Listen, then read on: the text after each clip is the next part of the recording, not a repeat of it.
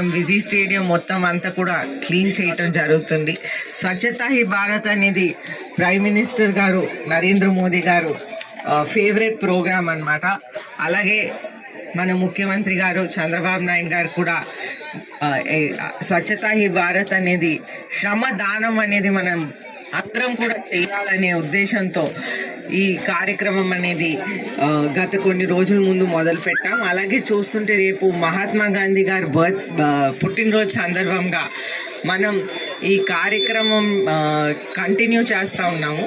అయితే మహాత్మా గాంధీ గారు చెప్పిన ప్రిన్సిపల్స్ ప్రకారం స్వచ్ఛతా హీ భారత్ అనేది మన పని మనమే చేసుకోవాలి, మన దేశాన్ని మనమే రక్షించుకోవాలి, మన దేశాన్ని మనమే క్లీన్గా ఉంచుకోవాలని ఈ ప్రోగ్రాము మనం అందరికీ నేర్పిస్తూ ముందుకు తీసుకువెళ్తున్నాం.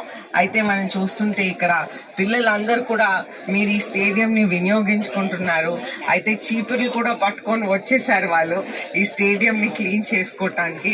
అది చాలా శుభ పరిణామం. వాళ్ళు ఎంతో మంచి ఉద్దేశంతో వాళ్ళు వచ్చారు.